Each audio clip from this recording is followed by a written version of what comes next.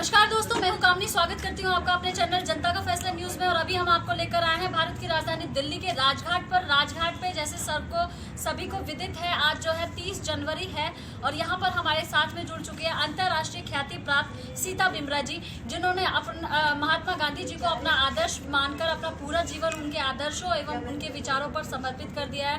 प्रत्येक वर्ष की भांति इस वर्ष भी ये यहाँ पर आ चुकी हैं। आइए इनसे जानते हैं महात्मा गांधी जी की उन अनछुए पलों के बारे में, उन व्यक्तित्व के बारे में जिसने राष्ट्रीय नहीं बल्कि अंतर्राष्ट्रीय स्तर पर अपनी एक छवि बनाई है। सर्वप्रथम आदरणीय, मैं स्वागत करती हूँ आपका अपने चैनल जनता का फैसला न्यूज में। क्या कहना चाहेंगी आप आज के कार्यक्रम के विषय में? धन्यवाद। सबसे बड़ी बात यह है कि गुरु जिसको मिल जाए, गुरु शब्द का अर्थ है अंधकार को रूंधने वाला। मुझे ऐसे ही गुरु स्वाधीनता सेनानी पूज्य बाबा लाल सिंह जी मिले। उस समय मैं बिल्कुल यौवन में थी, 18-19 साल की मेरी आयु थी जब मुझे बाबा जी मिले। उन्होंने देश की आज़ादी के लिए 8-10 साल अंग्रेज की जेलें झेली और देश कभी फिर गुलाम न हो, इसके लिए चरखे को अपनाया। मुझे उनका ये दर्शन इतना अच्छा लगा, चक्की से पीस कर खाना और काट कर पहनना।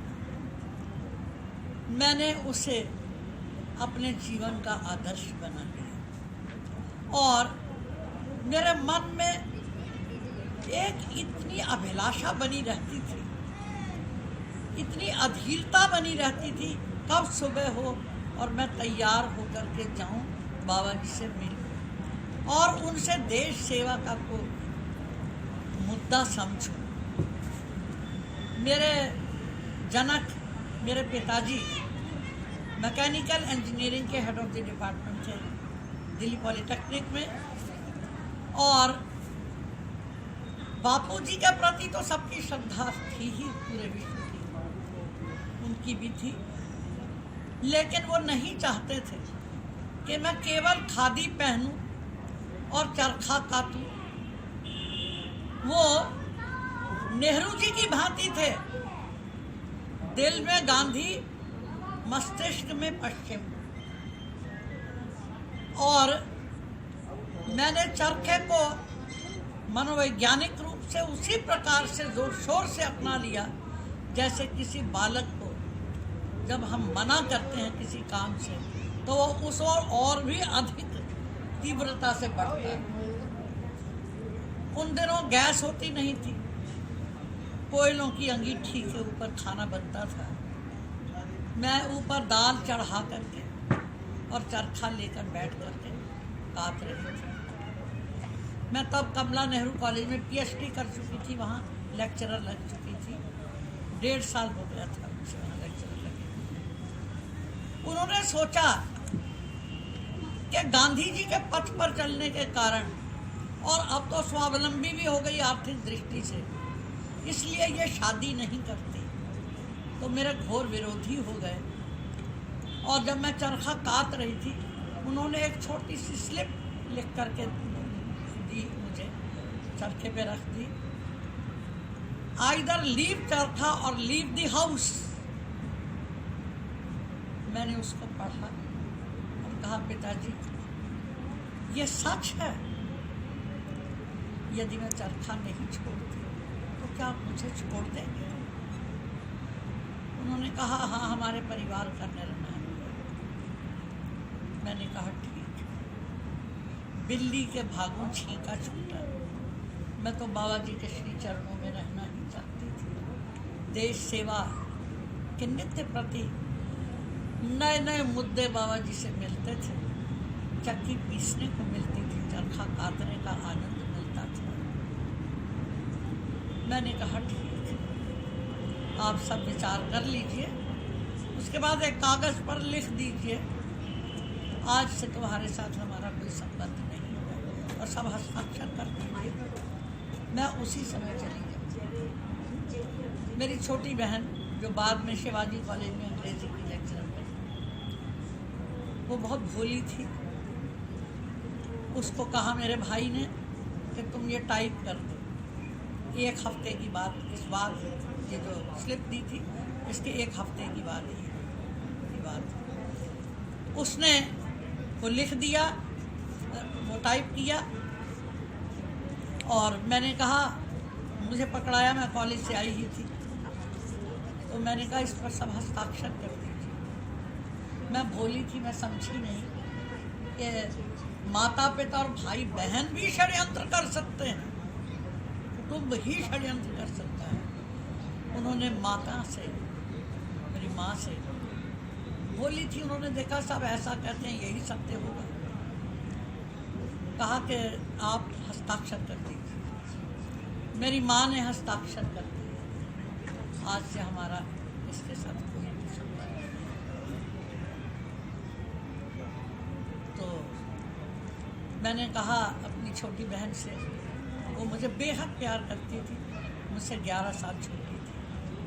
मैंने कहा तुम हस्ताक्षर कर दो। वो मेरे साथ चिपट करके रोने लगी। उसने कहा मैं आपके बिना पता नहीं कितने दिन जिंदा रहूं, लेकिन मैं इन सब के चंगुल में हूँ और आपके वाली ऊर्जा मेरे अंदर नहीं है कि मैं एक चीज़ को पकड़ लूँ और सारा ज़माना तलवार लेके खड़ा हो जाए, फिर भी मैं उसका विरोध ही करती रहूँ।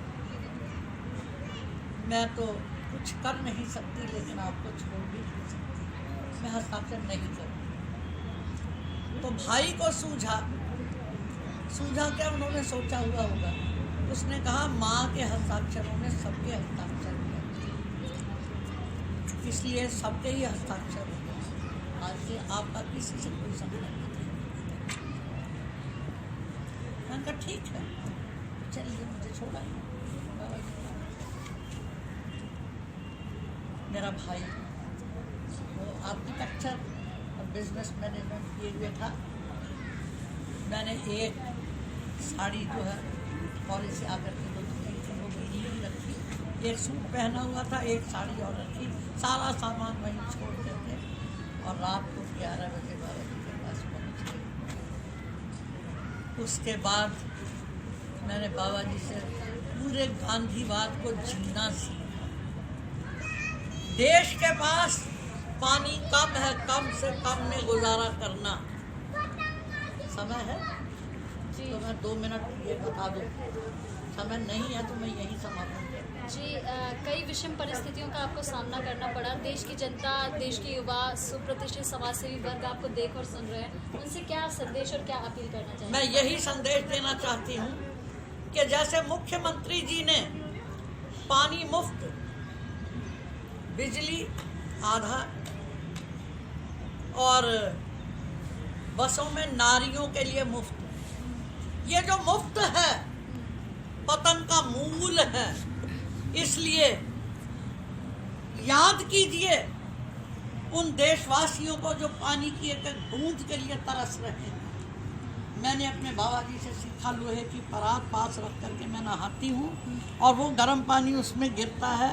उस नहाने के बाद उस गर्म पानी में मैं अपने कपड़े धो लेती हूँ। आज मेरी उम्र 81-82 साल की है। उससे धो लेती हूँ, फिर थोड़ा सा साफ पानी ले करके उसमें से नितार लेती हूँ। पानी को कम से कम खर्च कीजिए। बिजली का अगर आपको खर्चा आधा ही देना पड़ता है, वहाँ पर भी कटौती है, वहाँ आपको राहत है, तब भी कम से कम बिजली का खर्च कीजिए। एक कमरे से मैं दूसरे कमरे में जाती हूँ तो बिजली बंद करके जाती हूँ। आज बेहद खपत है।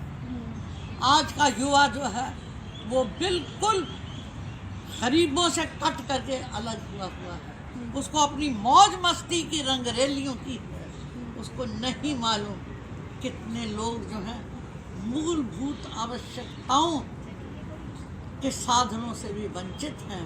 मेरा संदेश है उनके लिए यह कि जो कम से कम में जीता है, सादगी रहन सहन का उच्चतम स्तर है, और जो कम से कम साधनों का उपयोग करता है वो उतना बड़ा देश सेवक है।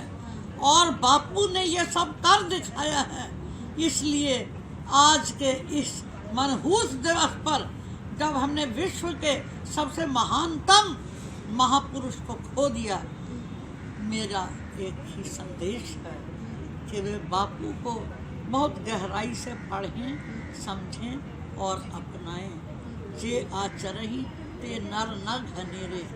बहुत ही अच्छी जानकारी का साझाकरण माननीय आपके द्वारा। तो ये थी हमारे साथ में परम विदुषी अंतर्राष्ट्रीय ख्याति प्राप्त सीता बमरा जी, जिन्होंने स्पष्ट तौर पर कहा कि बदले व्यक्ति समाज से राष्ट्र स्वयं सुधरेगा। और साथ ही साथ इनके द्वारा जो अब तक, जैसा कि आप सभी को अभी इन्होंने खुद बताया कि 82 वर्ष की हो चुकी हैं, और अब तक इनके द्वारा राष्ट्र की एकता, अखंडता, एकजुटता, समरसता को बनाए के लिए जो इनके द्वारा जो किए गए कार्य हैं वो अत्यंत अनुकरणीय हैं। अपना सर्वस्व न्यौछावर करके और सिर्फ महात्मा गांधी जी के विचारों को अपना समर्पण देकर जो आज यहाँ पर ये पहुंची हैं। एक्सक्लूसिव रिपोर्ट बाय कामनी झा, जनता का फैसला news channel. Camera person Reena Singh के साथ। Thank you so much.